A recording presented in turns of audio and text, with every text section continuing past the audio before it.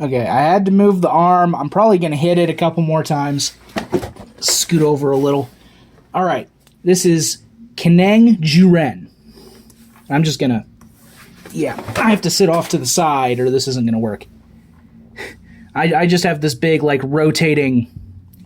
I have this big bendy arm that holds that phone, and it's just not convenient in any way. Yeah, so this is made from a McFarlane Warhammer Ogren.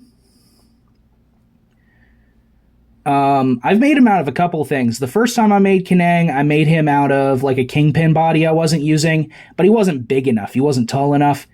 He's supposed to be, 9 feet tall. And I measure these characters out precisely to the heights in 112 that they need to be. I'm a big scale nut. Really bothers me in Marvel Legends. I've just had to accept that they're never going to get it quite right over there. I just have to deal. But, I added the elephant head is just a normal rubber elephant. I've resculpted parts of the face. I jointed, 2 different parts of his trunk. I think this is actually a carryover from the first time I made Keneng. I think I reused that head. The second time I made him for the player who plays him. Now, unfortunately, even though I really liked this character, this player is also not coming back. And that doesn't mean that I'm not friends with these people anymore. They don't want to play the Western anymore. So we're going to move on to other campaigns with them. And then the Western is going to a second group that I play with sometimes. So, and Keneng's not going anywhere. I love his story so much, he gets to stay. He's going to be what I'm calling like a Flashpoint character or a core NPC. So, he gets to stay and he gets to be a hook, right? You'll find him in the town, like the players will find him in the town, and when they want to do Keneng missions, they'll do Keneng missions and further that storyline. Similar to a video game, you'll get to go in and I'll design all of the branching paths that you can take. Sometimes you won't find these characters where you want to find them. Because that storyline will be cut off until you advance the other ones, stuff like that.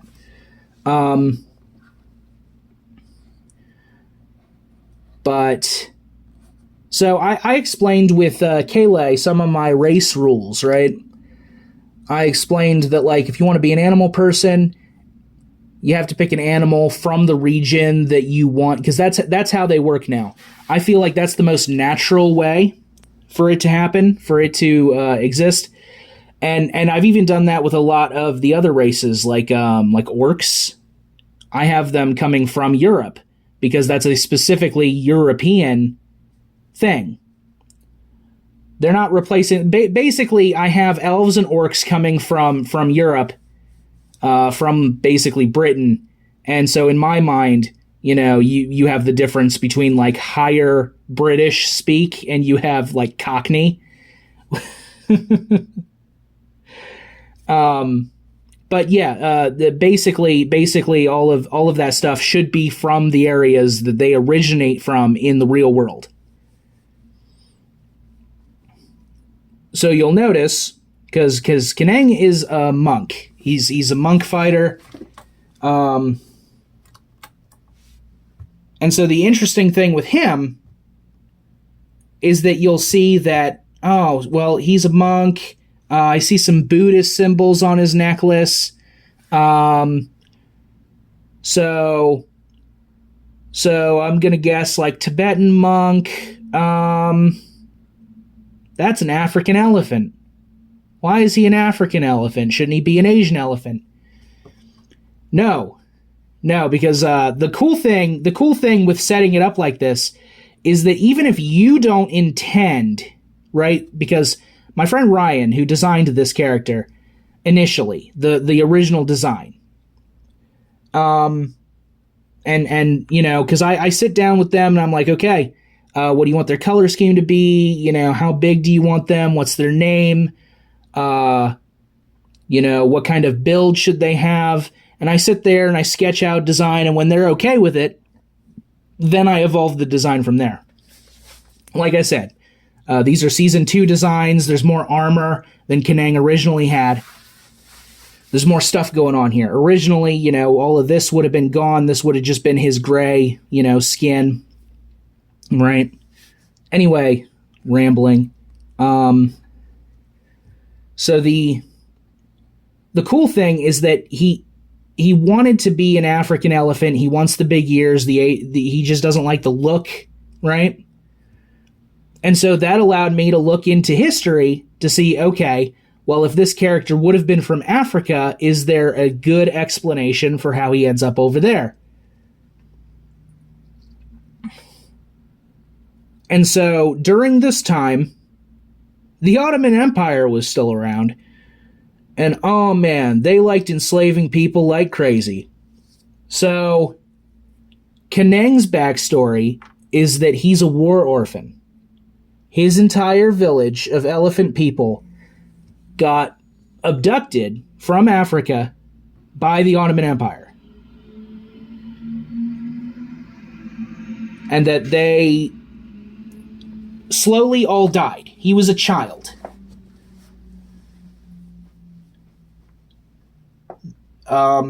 There was this Tibetan monastery that would go out and try to, fight back the Ottomans when they came too close to the borders, too close to the territories. And so the idea is that the head of this monastery is this dragon-born character who I'm still building. He's not quite done.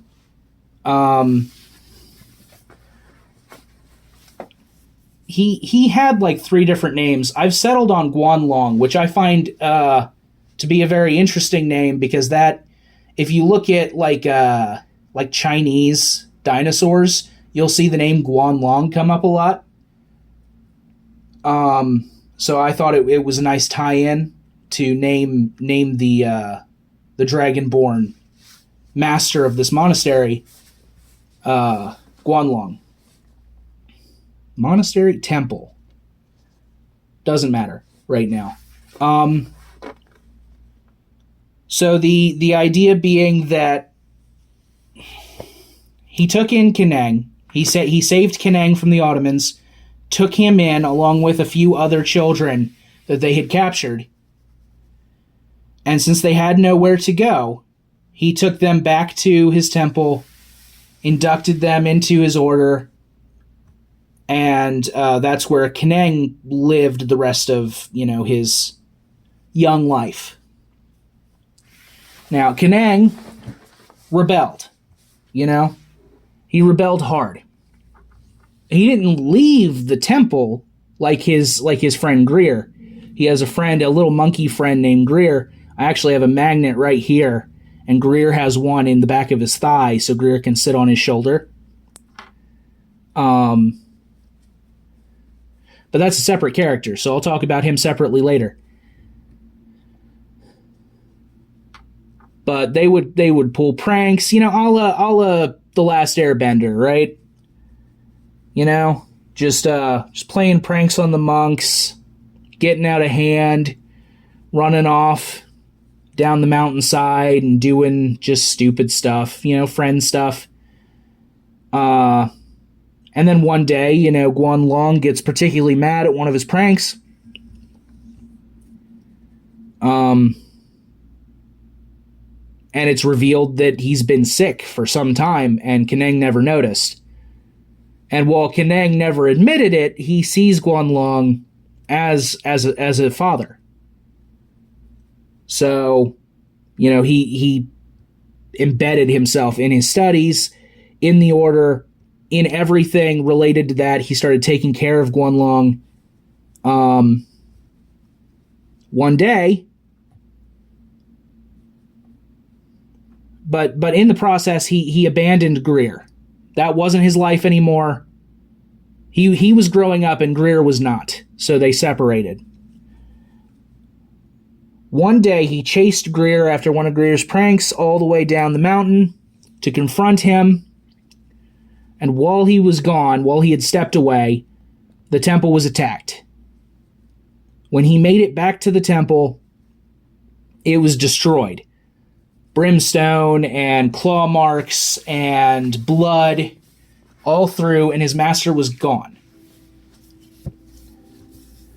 Now, I can't explain any more in that because those are secrets for later. But something had happened inside the temple. The idea being that these monks probably had a higher purpose. They were guarding something, keeping something locked up, and it got out. And it becomes Keneng's responsibility to hunt it down. Keneng, out of everyone on the team of player characters, he's the good one. He's the good guy. He's morally incorruptible. You know, he travels from Tibet through northern Africa up into Europe, chasing this thing all the way into the American Midwest, helping anyone he can on the way. You know, around the time he would have passed through, there was a war going on in Paris, so the idea is that he actually stopped and helped some of the refugees going on there with Paris and some of the atrocities. He sees horrible things the whole way there, and a lot of them he blames on this demonic force that escaped from the monastery. And so he's chasing it down. He plans to destroy it once and for all. And, you know, eventually we'll see if he accomplishes that. But it was so funny seeing my friend Ryan try to play this character, because he does not play morally good characters. He plays bad people. Not evil, just bad. You know? Our very, very first mission, he played a different character named Calabar. And he was this big blue dragonborn. And we come across a child in a cage. And there's no evidence for this, by the way. Absolutely none. We'll never know. And immediately he's like, kill the child. And I was like, what? He's like, no, we're going to kill the child. There's absolutely no way that's actually a child. And we'll never know. We'll never know if that was a child or something pretending to be a child. I mean, the whole reason we went in there was, but that's the kind of player he is. He does really dumb things because he thinks it'll be funny, and he doesn't want to deal with it later. So it was really funny seeing him struggle being the voice of reason when he really wants to do stupid things, right? Yeah, but I can't see this character go. You know? He's such a cool character. He's such a good character. I want him to stay. So he's going to become a core NPC. And that's that. You know?